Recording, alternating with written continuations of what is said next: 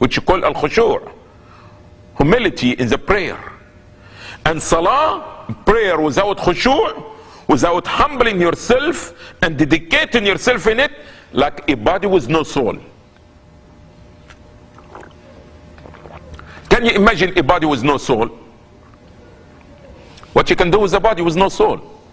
So some Muslims, they engage in the prayer as a physical, almost like doing exercise, go up and down, up and down. But his mind is the business, his mind is the store, his mind is the homework. This is not the salah. This is not the salah that Allah wants you to perform. Neither is the salah going to help you. And this is the reason that a lot of Muslims, they don't gain benefit out of their prayer. Why? Because he say Allahu Akbar. The moment he say Allahu Akbar, now his mind in the store, his heart in the house, and he is not focusing about what he's doing. This is not called salah. And this is the reason that some Muslims, they don't get any reward out of their salah except a third, a fourth, a half. It depends how much did you focus about the prayer, about what he's saying. In other words, you have to be mindful while you're making the salah. You could not only go up and down performing certain action, going up and down, and after this your mind and your heart is someplace else. No way. And Allah subhanahu wa ta'ala stated this clearly in Quran by saying, قَدْ أَفْلَحَ الْمُؤْمِنُونَ الَّذِينَ هُمْ فِي صَلَاتِهِمْ خَاشِعُونَ. Surah Al-Mu'minun. Indeed, success are for the believers. And what is the main characteristic, number one quality of the believers? Allah didn't say those who make the salah, but he said those who are mindful in their prayer. So when they pray, their mind in the prayer, their body in the prayer, their hands in the prayer, their heart in the prayer, their tongue in the prayer, everything, you and everything in you. Not only your tongue saying something and this it, this could not. So khushu' in salah is very important. And I would like to present a few things to you quickly to give you idea about what we're talking about, what khushu' or how we can reach khushu' in salah. As example, you need to remove things out of your way before you make the prayer that will distract you, get your attention. And as example, some of so-called prayer rugs have all this kind of design in it. And you may find the person making the prayer, but his mind while he reciting the Fatiha, going with all this kind of design and this arts and these colors. You need to remove the things out of your way. If there is pictures there, if there is images there, anything in your way which takes the concentration, you're focusing on the salah, you need to remove it out your way. Al-itma'nina, taking your time, performing the prayer, take your time. Not rushing yourself. Oh, I have only 5 minutes, I have to run, I have appointment. Your appointment is with Allah first. Fulfill this obligation. This is the most important thing in your life. Now, be focusing on the prayer and take your time making your salah. Could not go up and down fast like this. And also, a person need to remove everything out of his mind and heart to the best of his ability, which cause him to think about it while in salah.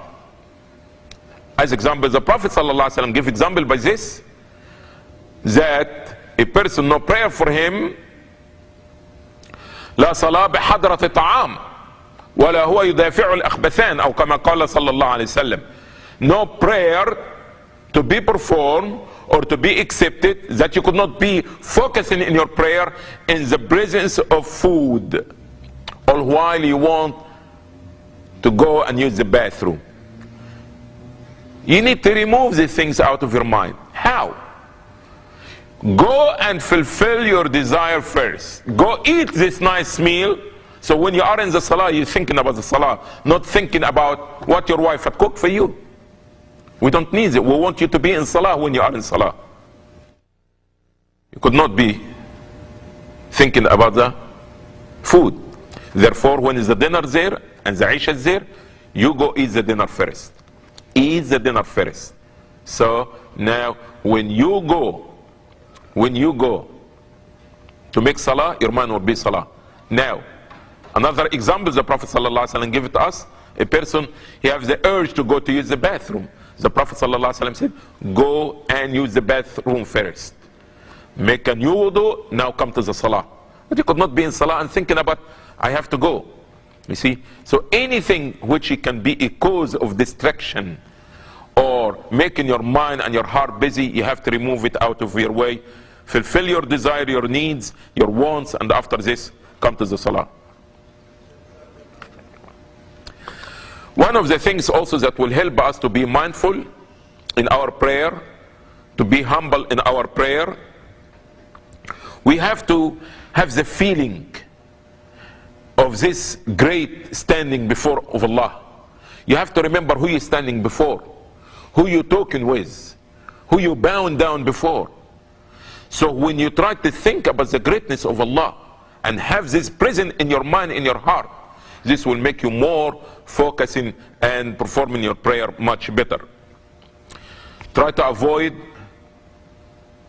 looking to the right and left, watching things around you, scratching unnecessary and things like this.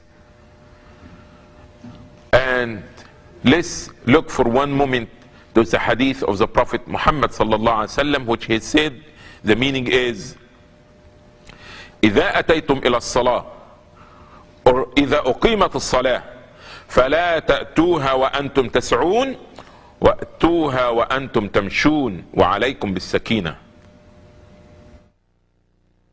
So he said that when the prayer is established, don't come rushing, but come walking. There is a difference between somebody jogging or rushing and somebody walking. So if the Prophet ﷺ said, this is the mannerism of coming to the prayer, walking in the street because you come to the prayer. How you imagine if you are in the prayer? The Prophet said, when you come and walk into the prayer, don't be rushing yourself. Come and have sakina, tranquility. Come walking, don't rush yourself. If this the requirements for walking to the prayer, can you imagine if you are in the prayer? You see? So this it shows you how you're supposed to prepare yourself mentally for when you come in the salah. When you are in the salah, you are completely devoted to the action of the salah and what you're doing. And one of the things that really will help us to be mindful in our prayer and have khushu' and humility in the prayer, that reflect on what you're saying or recitation of the imam. Try to understand the verses, try to remember what this means, and try to beg Allah for his forgiveness when the Jannah has been mentioned, and ask Allah the protection from hellfire. That means make your mind, your ear listening and your mind thinking about what you hearing in the prayer. Indeed, my brothers and sisters, when we are in the prayer, we don't stay for hours. We stay for what? 10 minutes? Can we try to have 10 minutes for Allah? So if you add 10 minutes for each prayer with assumption, 10 minutes, so 1 hour out of 24 hours a day. That means total 5 time prayers will take the maximum 1 hour of you. Can we try to devote ourselves, to devote our mind, our heart, our body, that we really, when we are in salah, that we are in salah, but not be in salah and our mind someplace else and our heart someplace else.